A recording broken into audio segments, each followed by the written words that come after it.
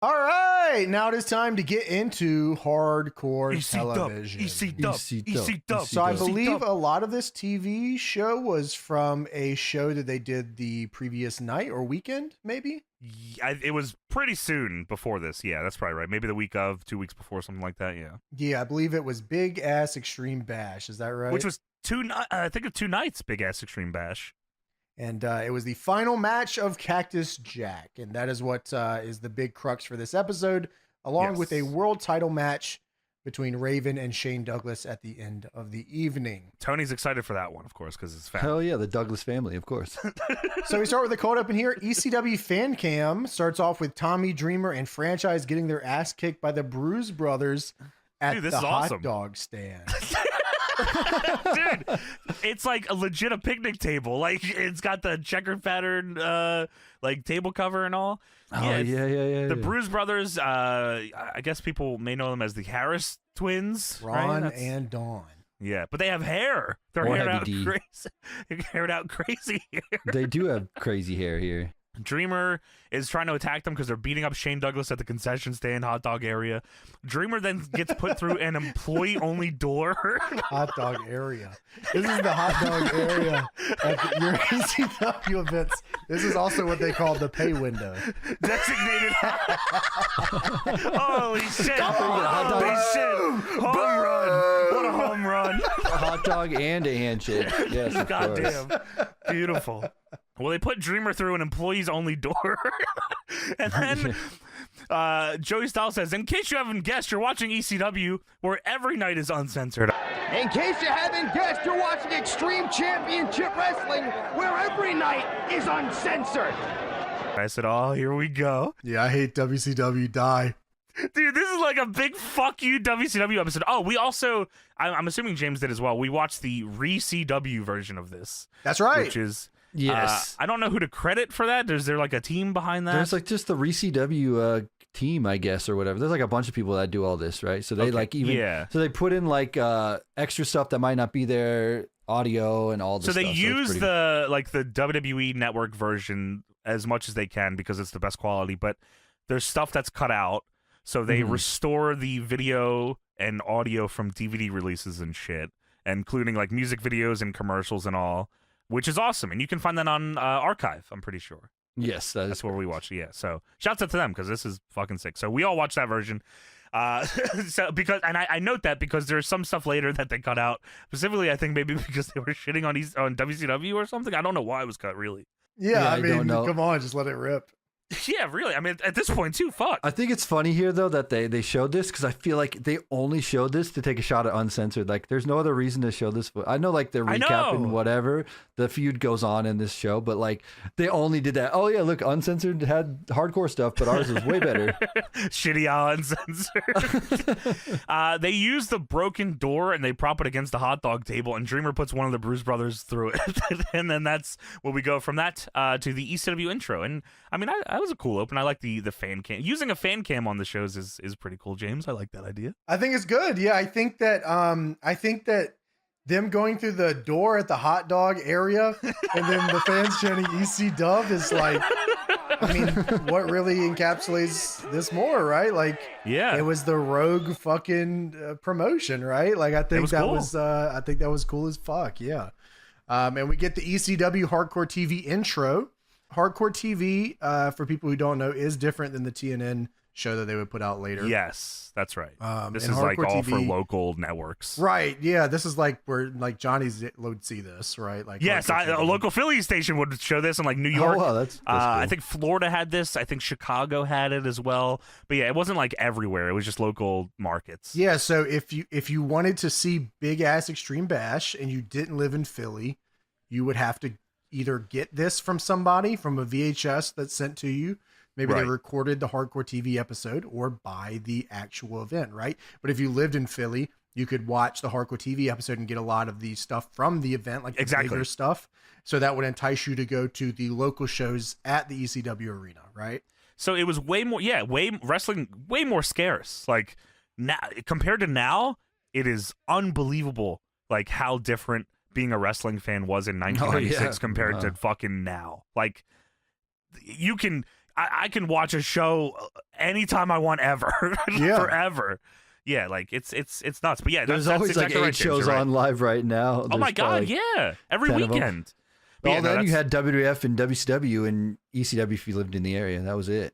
Yeah, but yeah, no, that's the perfect way to describe that, James. That's exactly how you had to consume ECW. So we go to cold open number 2. Joey Styles welcomes us to ECW Hardcore Television, and thanks Cactus Jack for all his extreme contributions as he is finishing up his ECW dates here on this retelling of Big Ass Extreme Bash. Yeah, Joey Styles live from Paul Heyman's mom's basement. That's pretty cool. Like yeah, just that is crazy to think about. And this incredibly violent product, it's produced out of this peaceful house in a New York suburb. ECW Extreme Championship Wrestling, WrestlePalooza 98. Tickets on sale at Ticket. Fuck. It's time that we play a game of truth or consequences. You got it. ECW is run like a commune. We have a better one. Its spiritual leader and owner, Paul Heyman. I like it. Truth or consequence. Pass me that. Everybody pitches in. And we would have to find Promos are done downstairs while Mom irons. Here it's a simple philosophy. Everybody. That's so weird. Like it doesn't like. I wish I didn't know that, but it's funny that I do know that. You know what? Yeah. Even knowing that, it doesn't feel like that because they still have like the ambient noise in the background of the crowd from like whatever show. The bingo hall, yeah, from the ECW arena, I like that, and he's talking. Cool. I love that Joey sometimes will like look away, like he's looking off the eagle's nest or something. Yeah, he's like, "What's going on down there?" Yeah, Joey says some of our biggest events are just around the corner, but we have to go back and give credit to those that made ECW what it is today. And Cactus Jack, who made his last appearance at the Big Ass Extreme Bash. We're grateful for him, not only for what he did in the sport, but what he did for ECW. His last night here at night 2 of the Big Ass Extreme Bash. That's a fucking awesome name. I mean, it's cool. Yeah. Against his former tag team partner, Mikey Whipwreck, the night before that on, I guess, night 1 of Big Ass Extreme Bash. Mikey Whipwreck was injured by Taz, and he was advised by the doctors that he shouldn't wrestle the next night, but he did anyway. And now we're going to look at some highlights of Cactus Jack versus Mikey Whipwreck, which I don't know why they didn't just show the whole match. I guess they had to cut some shit. Maybe it was at first, and then fucking Raven and Shane Douglas went long. Or something, right? Yeah. Well, they just needed to put as many T-shirt ads in here as possible. Like, dude, they buy the event on VHS, so you watch the whole match. Go to the show. Yeah, for real. Get out of here. So Cactus Jack versus Mikey Whipwreck. They show us here little clips here, and then we get the pretty much whole ending, or as much of the ending as you can get here. So yeah, like you had mentioned, Mikey was attacked by Taz. He's wearing a neck brace out here for this one, which is a great look. He has so much heart. He's still gonna do the match. Paul Heyman loved that trope. It was used a lot in ECW. He's still gonna fight through the pain because that's the type of guy he is. They legit do it in the main event too with the heel. Yeah, the fucking both heels. I don't know. And then just whatever.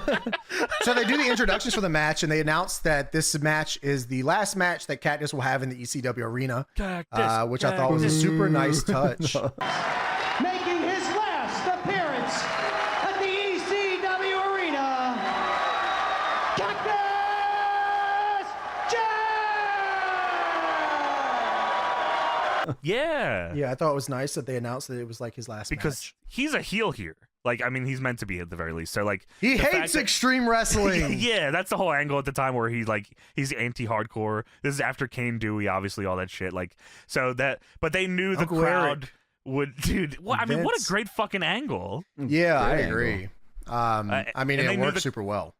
They knew the crowd would obviously want to, give respect to fucking Cactus for leaving, so they weren't shying away from it to try to get him heat. I mean, the crowd's the biggest work in ECW. I mean, this crowd wanted this to work so bad. Like, they were down for everything and anything, and they were the biggest. They might as well have been the biggest guys in the match most of the time. Like, they were super important to it. They were super important, right? So Mikey hits a side Russian here on Cactus on a chair, and little did I know that this entire match was going to be them beating the dog shit out of each other with this chair. Dude, so they obviously highlight all the cool stuff, but I was like, damn, I kind of wanted to see this whole match because it seems fucking awesome. Yeah, but it seems like a cool match. Maybe it wasn't, and that's why we got this version. That could be true. Yeah. There could have been a lot of bad moments in there. Shitty ass man. Yeah, Cactus getting crazy heat. He said, "Hey, stop." So Mikey jumps on Cactus, gets on top of his shoulders, and then Cactus just tosses him over the top rope onto a table that does not break. Dude, this is gnarly. Tony, this table's fucked up. Yeah, like Mikey jumps off the second to get onto Cactus's shoulders like one-winged angel style, and Cactus, one fluid motion, just leans forward, and Mikey goes headfirst into the stiffest table of all time. Dude, it made the nastiest noise too. It was like, thud. Mikey trying to take Cactus over, and Cactus dumped him on the timekeeper's table. Neck brace, Tony. That was cool, though. It was cool. Yeah, it was. So Cactus goes to the outside, and he wants to break this table. So he hits a belly-to-back suplex on the table. It does not break again. I mean, this is the most tough table I've ever seen. It's against the ring post, like, the long way, and he tries to belly to back him through it, and it doesn't budge. Like, barely moves, let alone fucking breaks. So Mikey does a flipping senton to Cactus over the guardrail into the crowd. Yeah, dude, that was awesome. I don't know Mikey as being that guy to do that. He just full sent it. He said, "I got to do it for you." Cactus then takes 5 unprotected chair shots from Mikey, and he bumps on the 4th, and he gets back up for another one. Dude, and then Cactus, awesome. He kicks out at 2. Great. I'm glad you counted, because I did as well. Well, like, he kept taking them. I was like, holy shit, how many of these are he's going to take here? Dude, they were nasty to the face and the head. Oh. They were, Tony. Yeah, I legit had to keep, like, backspacing the amount because I was like, oh, this must be the last one. Oh, I guess that's 3, 4. I bet you he was thinking, oh, boy, I don't get to take these in the WWF anymore. Little do you know, buddy, you're going to take a lot more than this. I'm sure the WWF was like, what the fuck are you doing? Why are you taking these chair shots to the head? We spent a lot of money on Mankind, the gear, the idea. Come on. Yeah, don't take 18 in a row or anything. Because handcuff style in front of your family. We're saving up for the Rock. Cactus grabs a chair and just starts unloading on Mikey's back here. Just let him have it. And then, of course, he hits the stump puller pile driver on the chair for the 3 and ends up beating Mikey Whipwreck right here. I'm not going down on the way out. Fuck you. So Joey Styles says that Mikey has only been in the sport for about 2 years at this point. Yes. Pretty high profile shit here for a guy that he kind of came into the business and then they pushed the shit out of him. Dude, I mean, they, like you said, Heyman loved the like guy that just won't quit, like the underdog that will never say never. Like that's why, you know, that was Spike Dudley becomes this, you know. Yeah, it's like, it's a fucking fantastic. It's so easy to get behind somebody. It's a great trope. Yeah, but you have to be able to take a beating. Like that's the biggest thing, right? Like a lot of guys, I think nowadays, like think about that type of trope, but like to think of all the greats that use this, they took a fucking beating, dude. And they lost a lot. Yeah. They always lost. Almost always. Yes. Yes. Yeah, right. Yeah. So like that's why this worked with Mikey, and like the crowd took to him and all. Yeah, very fucking cool. So yeah, Cactus, he like crawls towards Mikey, and Mikey's, you know, afraid. He thinks Cactus is going to kick his ass as he's been doing already. Cactus extends the hand to Mikey, and Mikey takes it. Then Cactus Jack's theme song of New York. Oh, dude. That's crazy. That's the Cactus Jack we'll all remember.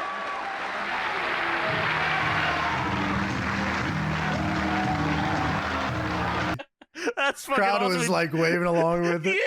Yeah. Cool. And Joey says, oh, you can make it there, you can make it anywhere, huh? Well, bring your straight jacket. The truth is, if you can make it in ECW, you can make it anywhere. He has it easy over there. That's crazy. Just one for the road. Yeah, just got one more fuck you before you leave. Cactus gets on the mic and he says, this is one screwed up place, and the crowd pops huge ECW chants. That's awesome. There is a sign in the front row that says, keep Uncle Vinny away from Dewey and Noel.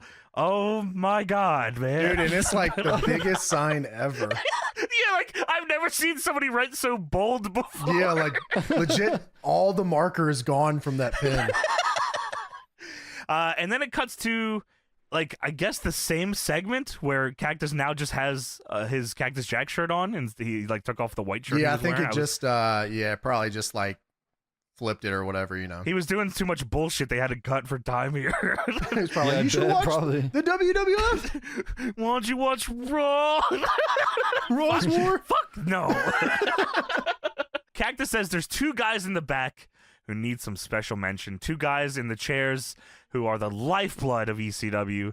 Without them, there would be no ECW at all. One of them is a creative genius. The other is a visionary who saw through what he wanted to accomplish. I'm going to bring him out here right now. We haven't always seen eye to eye. And Joey Styles is like, oh, man, this is awesome. It's very really classy of this. Yeah, very cool. Yes. I'm going to bring him out. The Heartbreak Kid, Stevie Richards, and the Blue Meanie. Joey Styles says, all right, man, I'm out of here. That's it. So right now I'm going to bring him out here. I haven't always seen eye to eye. This is I'd classy. like you to bring out the 2 people that make this whole thing work. Really classy. The Heartbreak Kid, Stevie Richards, and the Blue Meanie. I'm out of here. So fucking Stevie and Meanie come out. They do Diesel and Shawn Michaels times, and then all 3 of them start doing the can. To New York still playing, yeah. Dude, yeah, this is funny as fuck. I can guarantee Cactus said, listen, all I want to do is do something funny with Stevie and Meanie out of here. Yeah, for sure, for sure. I'm surprised he didn't make an Al Snow Sucks joke real quick. Oh my god, yeah, well that doesn't exist yet, I don't think. But yeah, I mean, that's funny as shit. He could have did a lot of stuff there, but him wanting to, go out with a laugh. No, that is funny. That is good. Pop the boys is, from what I understand, Foley is always about popping the boys. Yeah, that's his thing. And then we go to a commercial for the Quagmire Rib Company. Oh wait, no, who is that? It's Brian Pillman. Brian Pillman. I said I was so fucking confused. Quagmire Rib Company. I was actually super excited for this commercial. Oh yeah. Fuck yeah, giggity. Oh. Quagmire Rib Company. Oh, it's Brian Pillman. It's me, Brian Pillman. Brian Pillman. Brian Pillman. They don't want you to know the truth, but I will give you the truth. All right, fucking Brian Pillman. Why weren't you at the Uncensored? What's wrong with you? You might find out something you're not supposed to. And so this is what we talked about in The Observer. He has his own hotline, 900-288-PILL. You can call that number. Get it from the Rogue Horseman's mouth. Yeah, so like what is that? Like, has anyone ever called that? Does anyone know what that is? I legit don't know. I was looking in the Observer to find out like if there was anything about what he talks about at all. I don't know if this like ever was anything. That'd be funny as shit if he says, fuck yeah, you. If you called it and he was like, yeah, this is Brian Pillman. Die. What are you calling me for? Who is this? He answered, yo, what's up? It's like his personal line. Yeah. It's just his phone number. What do you want to talk about? You trying to book me or what? Yeah, it's true. Hogan wanted me to piss on him. Oh, okay, Brian Pillman. Yeah, what? It didn't even say like a charge for it, did it? It did not have any charge. Yeah, it's probably like $10 for the first 30 seconds. $1 million. 10 minutes for the first second? $10 for the first second? Holy shit. $10 for the first 30 seconds, yeah. Then. They don't want you to know how much this is. In 96? Call and find out. In 96, you could go get a part-time job at the general store and make $500 an hour. So, like, whatever, just do your thing. Dude, did Hogan have a line, too, or was that just the NWO line? That was the NWO line. And Mean Gene had a line. And I think there was a WWF one, too, right? There was, yeah, I think, at one point. I don't remember what it was. Well, but yeah, 900-288-PILL. Get your first time ever The Sabu t-shirt. Dude, okay. Is that like, I just don't remember him being the Sabu? He's The Sabu. That's awesome. The Sabu. The Bronx. He has no fears and no peers. I actually like that line. Yeah, dude. Like, Sabu was like the coolest dude ever. I mean, this guy only existed on this show and then ceased to exist when you're not watching the show. This is like the craziest guy ever. He was like the coolest magazine wrestler ever. Because, like, I mean, look you at always him. would see him in one. Yeah, that's what I mean. Like, he's scarred up crazy. You flip a page and see this fucking freak. What the hell is this? I swear he always had a nail in his mouth. Am I thinking of that correct? He did have the nail in his mouth. Always. Yeah, the like, spike. whenever I saw him in Yeah. the magazines, it was 'Cause always his the dad nail. did that, Yeah, or his uncle or whatever. that was yeah. cool. Yeah, and they show Heyman wearing this shirt. He loves that shirt. The Sabu. So it runs down where ECW will be in the coming weeks. They have a bunch of stuff, and then they show Club ECW purchase ringside seats for the next 4 ECW shows. That's an interesting That deal. is a good idea. Yeah, that's not a bad idea at all. It's a great idea. It was an even better idea when they did that at the end of 2000. Wonderful idea. Money, because by 2000, I think it's a year. So they got a year of them, and then they died in March. Thanks for the money, dummies.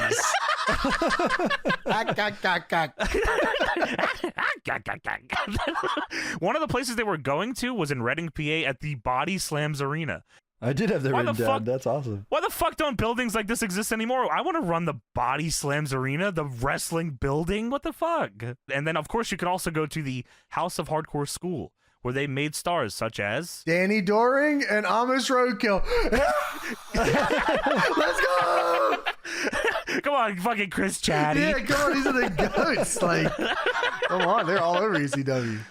So we go to pre-tape. It shows some clips from some of Cactus Jack's biggest moments and matches in ECW. I was so confused for a minute because I thought it was just I thought this was another show advertisement, but it's just like Cactus Jack hits somebody with a trash can. He hits Terry Funk with a trash can, and then he gets caught in barbed wire. I said, "Oh, this is a Cactus Jack thing." Here's how cool he is. Yeah, this guy's sick. So it shows a bunch of stuff, and then it says Cactus Jack, 1985 to 1996. Bang bang, he's dead. That's a great way to kill off a gimmick. They should have did that to Road Warrior Hawk and Kane. Well, I'm gonna be on Raw in a year as Cactus, so I'm back. Nah, he never thought he was doing Cactus ever again. No, There's no fucking no way. chance I'm doing that in the WWF. No way. fucking way. We get a ad for the ECF&W shirt. Of course, this means war. Of course, that's the hype man, Larry Wright, or right? I think it was Larry Wright. I think it's his name. Yeah. From the Hype Zone, he had the shirt on. Lance Wright, not Larry. Lance You're Wright, though. yes. Hype Larry. Central, yes. Yes. Lance Wright. Larry Bird is what I'm thinking of. Larry. Let's send it down to Larry. Lance Wright says ECW is governed by a very conservative, right-wing, politically correct establishment, and when we're not in our corporate duds, we like to slip into something more comfortable, like the ECF&W shirt.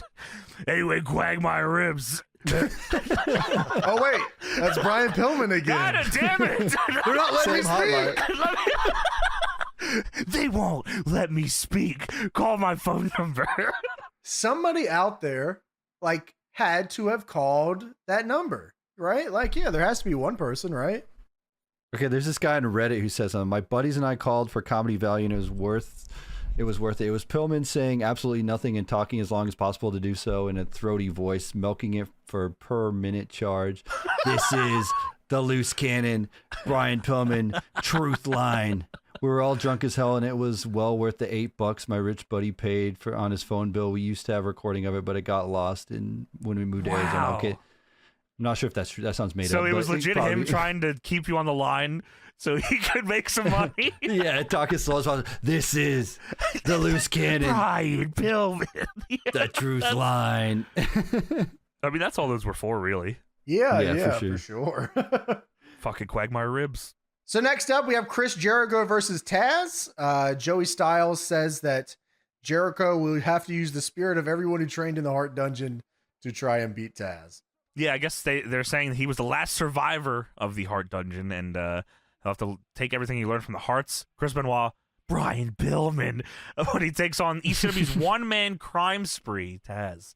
And yeah, Chris Jericho versus Taz, which is so weird because Chris Jericho and Taz, 30 years after this, are feuding on TV. That is Holy crazy. shit. Wow. With Taz's son. Yeah, with his son. Wow. That is So insane fucked to think up. about. Yeah. Wow. So we get to the introductions for the match. Taz comes out here. He's in the Path of Rage Yes. gimmick here. which is awesome. Kicking everyone's fucking ass, like completely kicking their ass. They call him the Orange and Black Attack, which we're stealing. So Jericho pushes Fonzie in the introductions. Fonzie's out here with Taz, of course. Yes. He pushes him, and Fonzie grabs the mic and says, "You made a big mistake putting your hands on me." Everybody knows me here. You made a big mistake putting your hands on me. Knows me here, and you made a big mistake by putting your hands on me. Ah, shit, man. Shut the fuck up. There's a sign in the front row that says Taz for the dojos of Fonzieville. When fucking Taz was coming out, or sorry, when they were both doing their entrances, Joey Styles says, going through the Heart Dungeon will seem like a casual stroll through Disney World compared to this match. And then Taz and Bill Alfonso come out, and Joey says, speaking of Disney World, Taz would stretch Mickey Mouse. That is nuts. What is, like, his ass? Whoa. No. So big Lionheart chant here after the tie-up. Jericho has to fight for everything here, which I think is a little lost in wrestling sometimes. Is like Taz is a killer, so Jericho has to like fight for literally everything he gets on this day. He gets a lot too, though, which is I was actually surprised by. They must have had a lot of stock in making him. Yeah, I mean, he had a big name by this point, right? He had been in a lot of places and done a lot of things. He's over in Japan for sure, at least by now. For sure, and that meant a lot to Hell Heyman yeah. and bringing that style over here and things like that. Mm-hmm. So Jericho fights for a German suplex, hits it on Taz for a 2. I knew Taz had his suplexes. Joey Styles is calling every suplex imaginable a Tazplex. He is going for the German Tazplex. German Tazplex. That is good. Fuck. So Jericho then hits the triangle drop kick and then a triangle crossbody to the outside. Big pop for those. I guess this was obviously early Jericho, so not a lot of people had seen the triangle drop kick, but they were like, whoa, fuck. So Jericho suplexes Taz back into the ring from the apron and hits a fucking top rope splash. Just goes right for the splash. Yeah, look crazy. Jericho hits a suplex and a lion salt for a 2. He was so far away on that lion salt. I was like horrified. What? Okay, you're good at this, James. What size ring is this? ECW used 18. Did they? Okay. Yeah, that's ECW what I was used thinking. 18. James is like a fucking I don't know what the word is. He's nuts with this stuff. Like, he can tell a ring size and I can't. Like, I still don't know how. He explained it to me and I still don't know how. Yeah, it's just like, I don't know. Yeah, it's just stupid. It's just a stupid skill that doesn't matter. But I'm impressed by it, goddammit. It's impressive to me. So Jericho suplex lion salt. Some would call it the Luther salt. So Taz. Back then, it definitely was a loser salt. 100%. So there's probably a lot of people that weren't watching Deadlock, but Luther explained to us that he created the lion salt and then gave it to Chris Jericho. We're talking about, of course, Dr. Luther from AEW. Yes, who is our boy. And, well, I mean, what a great fucking guy. And he's DPW OG. He is a DPW OG. Original, Yeah. He invented the lion salt, which is awesome. That is cool. Taz gets Jericho in a German Tazplex, but Jericho turns around and Taz hits a Northern Lights Tazplex for a 2. Jericho. So, I mean, what a great fucking gimmick. Oh, it's awesome. Yeah, it's awesome. Jericho hits a super kick. Fonzie gets on the apron. Jericho argues with him for a second, goes to the top. Taz gets up, climbs up, goes for a belly to back Tazplex, but Jericho lands on his feet. I couldn't believe that. The crowd was going nuts. It was awesome. Jericho hits a clothesline, but Taz ends up grabbing him and hitting a head and arm Tazplex. Just kills him. He dies on this fucking thing, and that's like the angle of this match. Like, I mean, like, you could have convinced me he was really fucked up because he dumps him on his head. I mean, it was gruesome. It looked awesome. Yeah, like, I don't understand. It gave me the same Tazplex. feeling when I see a sleeper plex or something, like a sleeper suplex. Yes. Like, that's a finish to be 80,000 times out of 85,000 times. Like, it's just like the coolest shit ever. I can only assume that's not a finisher because, like, nobody's finisher is that. But I can only assume it's because it's fucking scary as shit.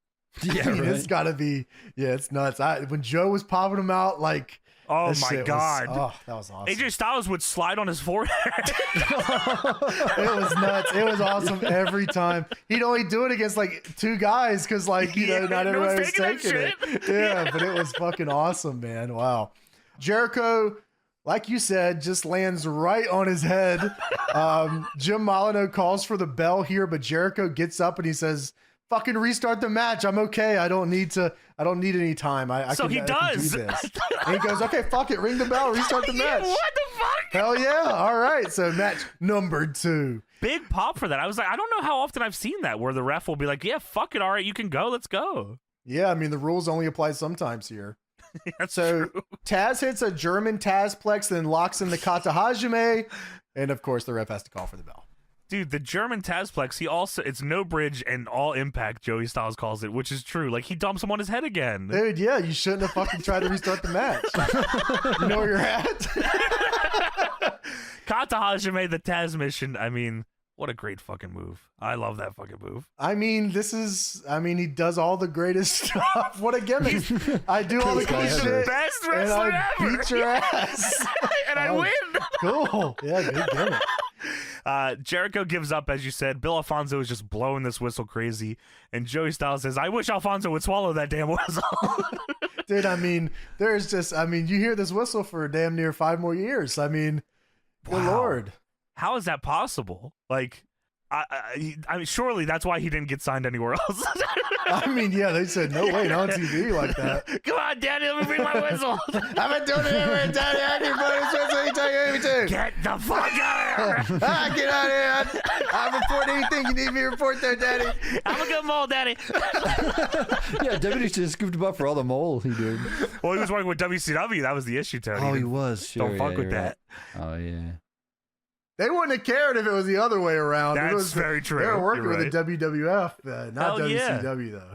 Oh, sure, right. So Taz holds on to the Taz mission, the Kata Hajime, as the ref tries to break it up. And then out comes Damian Stone. There's Damian Stone. There he is. That's Damian Stone. That's weird. He looks a lot like little Guido Maritano. Nah, he's just regular Damian Stone. No, that's Nunzio, as you might know him. Nunzio, you kiss my ass, Daddy. The Eliminators get in the ring. They push Damian Stone out of the way, and they don't really try to break up the submission. They just kind of kneel down and talk to Taz while he's doing it. And then here comes Brian Pillman. Call my hotline. Call my hotline. Pillman, who trained Chris Jericho, comes to his rescue. We're going to have Brian Pillman attached. Pillman thinks he can stop. Anybody. Anybody got They're a not fucking phone? paying me here. Call my hotline, please. Help. I'm paying $7,600 for this fucking commercial. Help. Hey, I think you should kill Damian Stone, Daddy. I think you should kill Damian Stone. That's Nunzio. Kill Damian Stone, Daddy.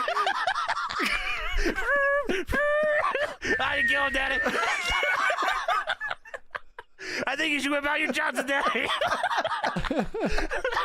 Call the hotline. Holy shit, man.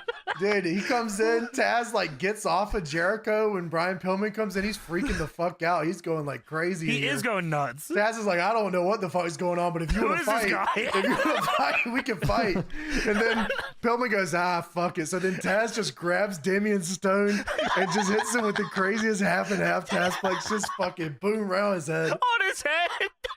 Pillman leaves. Oh, man. Leaves. Yeah, Taz fucks up Damian Stone and Pillman fucking fails. Goes up the aisle. Then some dude runs out. Did either of you get his name? Al. Oh, I don't know. I don't know who the fuck this dude was. Yeah, Pillman's crazy. He's not that crazy. Yeah, pick it out, Puerto de Kenya. But he runs out and he gets clotheslined by Pillman, and then Pillman attempts to murder him with a backdrop driver onto the guardrail. Yeah, I mean, that was crazy. Pillman taking liberties. My gimmick is I'm crazy. You wanted me to kill this guy, didn't you, Fonzie? That's not Damian Stone, Daddy. That's Nunzio.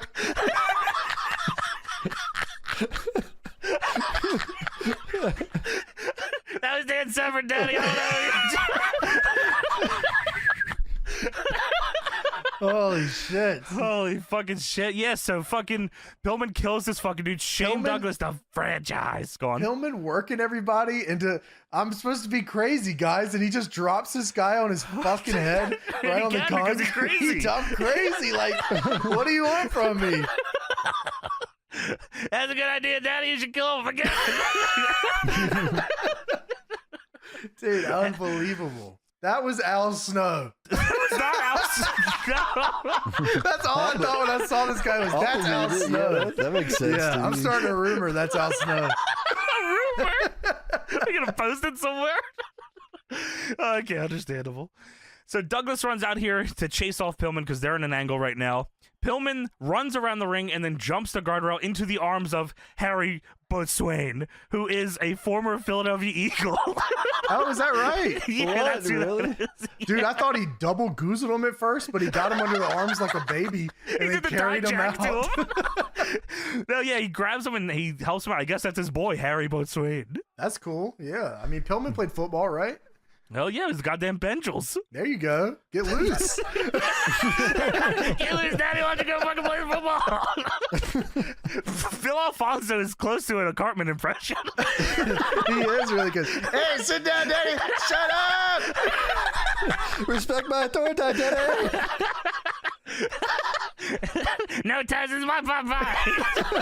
Daddy. No, Daddy, no. So Franchise is going berserker on the floor, Joey Styles says. Franchise gets in the ring and has a stare down with Taz for a moment, then Taz leaves. And the Franchise and all the face check on Jericho, who's still passed out in the ring. Taz and Alfonso leave, and Joey Styles says, "Take a hike with that whistle."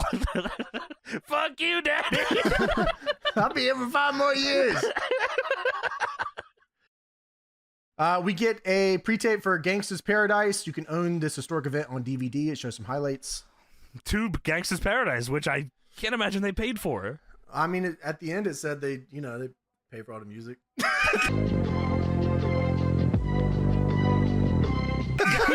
No, it says the song title, copyright. Yeah, I'm not sure if they own that. Paul Heyman comes out the end of the show. We paid for this, all of it. We get Just Another Night fan cam DVD sale, which features Franchise versus Raven with Kimona Wanalaya at ringside. That's a big selling point for this fucking VHS, by the way. Dude, Kimona Wanalaya at ringside is like why people would buy the show. They just want to see her because she's hot as fuck. We get Bam Bam versus Cactus Jack, Fonzie awesome. versus Todd Gordon, Brian Pillman with a camera, and Sabu. Pillman's here. Sabu versus Too Cold Scorpio. This is a whole show on a fan cam. Yep, that's right. That's crazy. People bought that. Yeah, I guess so. They're like, it was probably cool as fuck. They just wanted to see ECW in any way they fucking could. You can kind of find some of the fan cams on YouTube for ECW. You can, yes, they do exist. And the quality difference is pretty large. Like, you can buy them from the most questionable man ever. I don't even know if it's like questionable. It's just like I guess there's no questions. I guess no questions raised. I guess. Yeah, that's a good point. So Raven comes out here on crutches with Stevie Richards, Blue Meanie, and Kimona Wanalaya. I mean, that's the fucking GOAT team right here. And we go back to Joey, who tells us some future matches, and then we get the rundown for the next few shows. So the angle here is that Dreamer, Shane Douglas, and the Sandman, who all have had issues with each other over the years, one way or another, whether it's for the ECW title or not, they all don't like Raven, and they've all come together to make a pact to battle the common enemy of Raven and his henchmen, the Bruise Brothers. Raven comes out on crutches here, and Joey Styles says that Raven has the gout, which means he's in tremendous pain, but will be defending the world title tonight against the very first ECW champion, Shane Douglas. Kimona Wanalaya is out here. She takes a jacket off, and Joey Styles says, "I hate to break away from this, but we got to pay some bills." Then they stay on this for the next minute as Kimona Wanalaya just shakes her ass crazy on the ropes. I mean, this is nuts. Cool me. God bless her, man. It showed a recap of the Sandman and Tommy Dreamer angle. Just going over everything that happened. Sandman caned Tommy a bunch. Tommy caned him in the eyes and blinded him. Sandman showed up blind, but he wasn't really blind. And then yeah, fake blind. I mean, the Sandman in suit with eyes taped up, glasses is like one of my like the favorite Invisible wrestling. Man. Dude, it's one of my favorite wrestling things ever. I It think. is the coolest visual ever when he takes the eye patch off both eyes. He's wearing sunglasses over the eye thing, which is crazy. Dude, it is visual. So you know he's hell. blind, Tony, of course. And then he takes it off and throws it in the crowd. It's funny as shit ever. Dude, he gets into the ring blind style, like he's using the Singapore cane as a walking stick. Yeah, it's a walking stick. Yeah, that's what it is. Dude, what's funny is like when he's blind, he dresses better than when he can see. Isn't that funny? Someone has to dress him. Oh, you're They should right. wear yeah. this suit instead. Where's my American pants? Where's my fucking Coors Light shirt? They did Hype Central, of course, with Lance Wright, and which is them also, they go over a ton of ECW dates, and then Lance Wright says, hey, it's time for the ECW Fan of the Week. And the ECW Fan of the Week is without question, and he just goes off. Anyone at WCW with a smidgen of decision-making responsibility, because obviously these brain surgeons have far too much time on their hands watching ECW on TV and videotape, trying to copy us to save their unsalvageable pay-per-views, which you would agree they should censor. Bottom line, you guys really suck. Oh, also, you get this Bubba Ray Dudley shirt. Yeah, get the Bubba shirt, dude. But yeah, they were so anti-WCW, man. Yeah, I mean, Paul Lee, I guess historically has hated WCW. Dude, yeah, fuck that place, right, yeah. fellas? Which is why he got in bed with WWF. He said, if we got to do it, fuck it, the WWF. The enemy of my enemy, right? Goddamn. That's what this whole Sandman Dreamer fucking Shane Douglas angle is. And one of the parts of it, by the way, was Shane Douglas cut a deal with Tommy Dreamer to protect Beulah and Tommy's unborn child. I also think that Sandman should have showed up blind more. He should have been Zatuichi.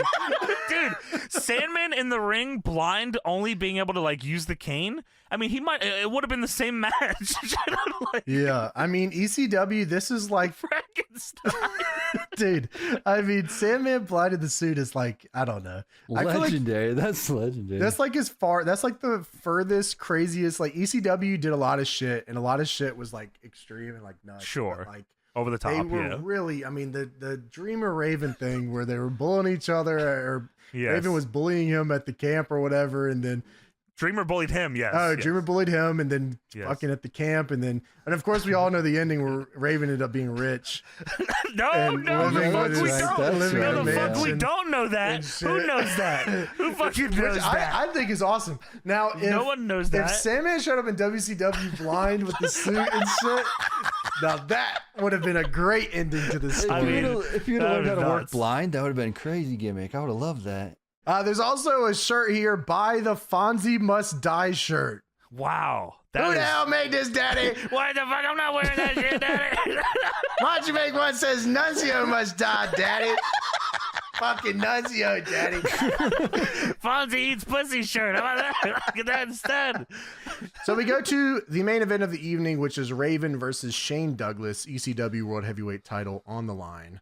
From Big Ass Extreme Bash. Blue Meanie and Stevie Richards are here, of course, with Raven. We saw them come out with Kimona Wanalaya. Raven's on the crutches. He's got gout. The gout. Blue Meanie and Stevie are introduced as the Fabulous Ones. And that's awesome. Stevie gets the mic and he says that everyone who has the internet knows that Raven has the gout. The dirty to the rumors.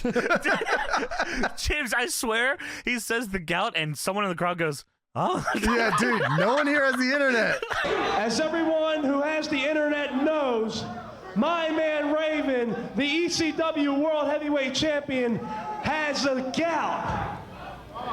And anyone with it, though, they would know. And anyone with the internet knows that the BWO is coming. Wait, hold a second. This guy in the crowd knows. BWO! Oh, my God! That's Goldust! That's Goldust! That's WWF's Goldust! Holy fuck! The night Goldust crossed the line. Oh my God! Holy fucking shit. Dude, somebody at DPW gave us a suggestion for the February SGH, so we're going to pre-announce that here. Holy shit, now? We're pre-announcing. We're pre-launching.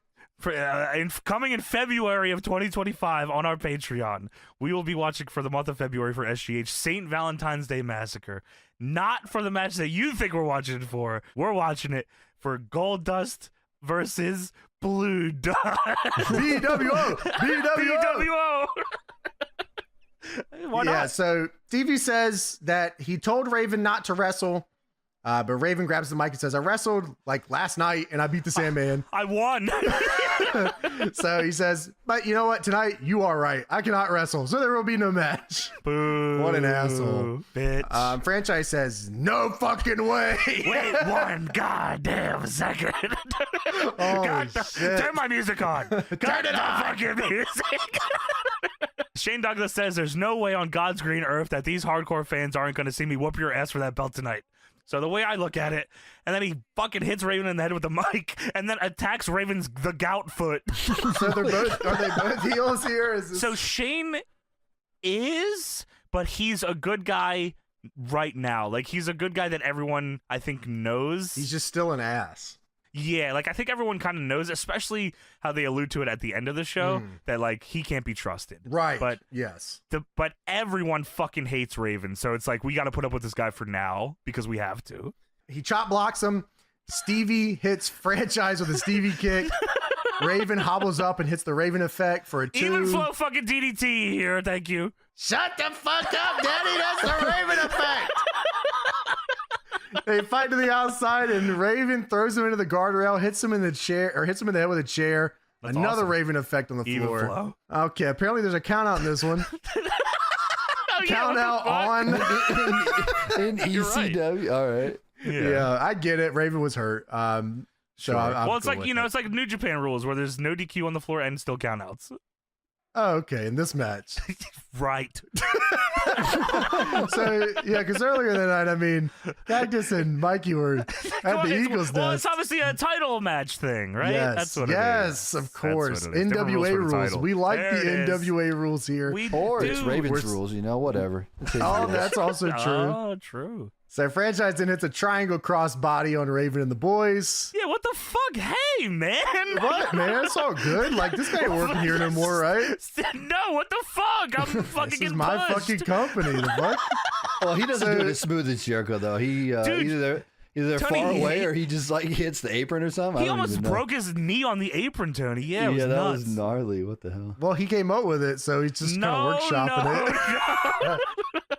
Give me the fucking move. Franchise hits the Raven effect on the chair in the No, he ring, doesn't. but Kimona Wanalaya breaks it up in 2. Franchise then grabs her and turns her 360 style and spanks her. She got real dizzy. And then she gets up and starts twerking or Dude, something. She's gyrating crazy She on the starts canvas. And twerkulating. Joey Styles says she likes it. Douglas likes it. And the fans are loving it. Yeah, she's Okay. kind of into it. And then Franchise kisses her and throws her down, and she gets out of the ring. So Raven low blows Franchise. Ah, he had a boner. Dude, that sucks. great game plan from Kimona and Raven here. Give the Franchise a boner and then low blow him. Holy shit. That's fucking awesome. I'm I've never glad seen we that before. both understood that. Oh, you wrote that down This is too? cinema. Yeah. So Raven accidentally hits the ref with the chair. Franchise pulls the ref in front of him and he hits him. Just annihilates him, by the way. I mean, kills him. Franchise then hits Raven with a crutch, but now the fabulous ones are here and they're attacking him. The boys. And Blue Meanie goes up for the Meanie Salt. He misses, of course. And then Fuck. Franchise hits 3 belly to bellies. He hits everybody with belly to belly. Dude, Joey had a great call here. He says, belly to Stevie. Belly to enormous belly to Blue Meanie. Belly to belly Raven. Hey! Dude, it's like we were talking about Yokozuna, and then they were like, we got Crush, we got fucking Yeah. Ric Flair, and we got the 500-pound plus Yokozuna. Hey!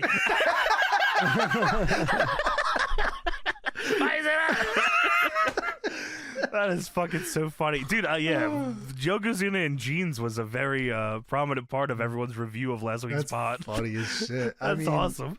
That would be awesome. I don't know. That sounds awesome. Like Yokozuna regular Zuna jeans run would have like Rodney took over. Zuna in jeans and skinny. Dude, someone posted the Peter Griffin skinny thing, and I was like, oh, that's Yokozuna. That's right there. Yokozuna. That would have been awesome. So the Bruise Brothers are now here, and they double big boot the Franchise. Raven covers Franchise, but he kicks out. Yes. Franchise then boots a chair into Raven's face and hits like a spinning heel kick or a leg lariat, whatever you want to call it. Spring back leg lariat is what I wrote. Yeah, two of the chair on Raven and hot shots him. Fucking, by the way, hot shot. Super underrated move. No one fucking does it anymore. Why? It is so good. Oh my god. He did it into the buckle and it was awesome. I am begging someone to hit a hot shot into just the biggest lariat ever. I'm just begging you. It's awesome. It's a great setup move. And dude, Shane Douglas does it here. Like, he's G'ing up for the belly to belly, but I don't know if Raven like was fighting it or whatever, and he just fucking hot shots him into the turnbuckle. I was like, oh fuck, he's dead. It's so good, yeah. It is. Franchise then I used to love when Steve Austin would do it, man. He would kill the dudes on that move. He was like practically just falling onto his back how he was doing it. And Brett would take it crazy, dude. He would die on it. Yeah. I mean, that was Austin's finish, right? So it was for a while, yeah. Then he decided, I'm just gonna land on my ass forever. Probably should have just kept hot shots. Yeah, you're probably right. Probably could have got over. So Franchise atomic drops Raven onto a chair, literally sits him down on the chair, and then hits a clothesline on him. And that's a 2 count. Franchise sets a chair in the corner. Raven ends up throwing him into it instead. No. And then hits the Raven effect on a chair for the 3. Even flow. Damn it. Fuck you, Shane Douglas.